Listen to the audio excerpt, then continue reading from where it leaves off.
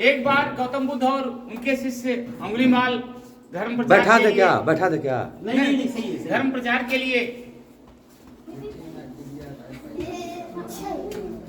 इधर उधर घूम रहे थे। उस घूमने के क्रम में संध्या हो गई और संध्या होने के बाद एक मठ था, मंदिर था, वहीं वो रुक गए। रुककर सोचे कि रात यहीं बिता लेनी चाहिए और सुबह चलना चाहिए यहाँ से।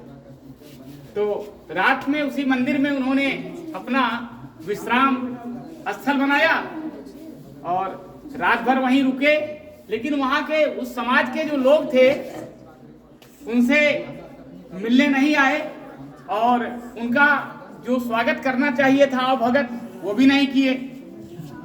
तो सुबह जब हुई तो कुछ लोग थे वहां बुजुर्ग, उन्होंने सोचा कि भाई संत महात्मा आए हैं, इनसे आशीर्वाद लेना चाहिए।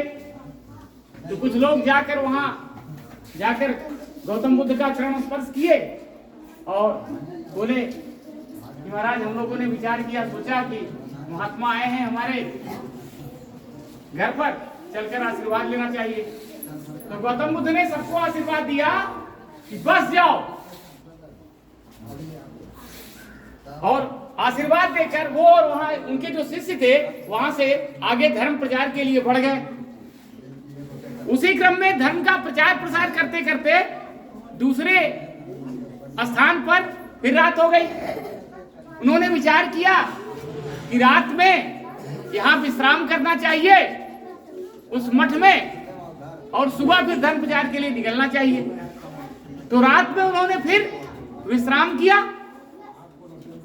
लेकिन वहां के जो लोग थे वो बड़े समझदार थे, अतिथि सत्कार से बड़े, अतिथियों का बड़ा सत्कार करते थे, भगवान में बड़ी आस्था थी, साधु संत की बड़ी सेवा करते थे वहां के लोग। तो जब वो लोग जाने कि हमारे गांव में मंदिर में संत महात्मा आए हैं, तो जाकर पहले संत महात्मा जी का आशीर्वाद लिया और उनका भरपूर स्वागत किया। आतिथ्य सत्कार में कोई कमी नहीं रखी वहां के लोगों ने। सुबह जब गौतम बुद्ध और उनके शिष्य जाने लगे तो वहां के लोगों ने सोचा भाई संत का आशीर्वाद भी लेना चाहिए, संत की सेवा की है तो आशीर्वाद लेंगे।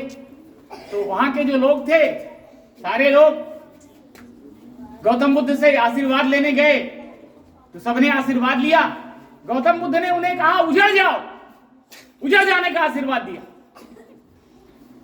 तो उनके जो शिष्य थे अंगुलीमाल, उनको बड़ा आश्चर्य हुआ कि भाई ये कैसा आशीर्वाद देते हैं गुरुजी, जिसने स्वागत नहीं किया, सम्मान नहीं किया, उसको कहो, उन्होंने आशीर्वाद दिया कि बस जाओ, और जिसने सम्मान किया, इतना सत्कार किया, आतिथ्य सेवा की, उसको कहे उजड़ जाओ। अंगुलीमाल के मन में ये बात बार बार कूद रही थी। चलते चलते अंगुलीमाल ने गौतम बुद्ध जी से पूछा कि गुरुजी हमारे मन में एक बात है। तो गौतम बुद्ध तो ज्ञानी थे, वो समझ गए क्या पूछना चाहता है। तो उन्होंने कहा कि हम समझ रहे हैं तुम क्या पूछना चाहते हो।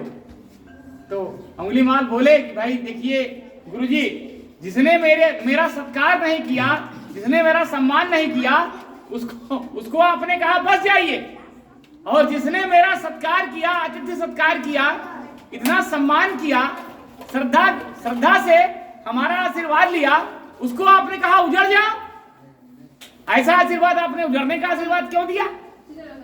तो महात्मा बुद्ध बोले कि देखो अंगुलीमाल, इसके पीछे रीजन है, कारण है।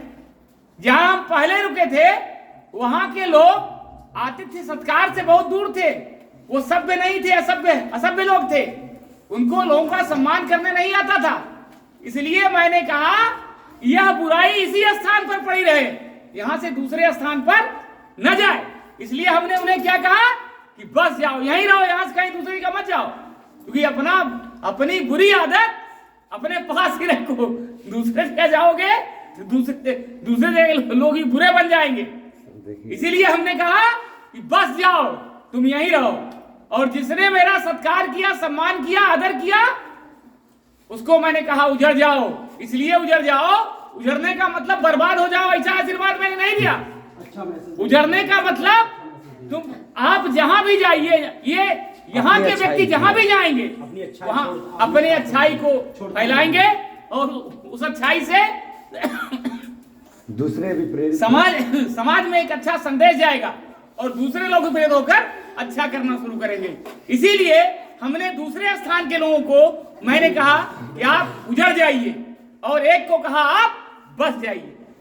ठीक है, इससे हमें यह संदेश मिलता है कि हमें हमेशा अच्छे कार्यों के प्रति प्रेरित होना चाहिए और बुरे कार्यों को छोड़ देना चाहिए, बुरे कार्यों के प्रति प्रेरित नहीं होना चाहिए। चलिए अगला कार्यक्रम। जय भारत।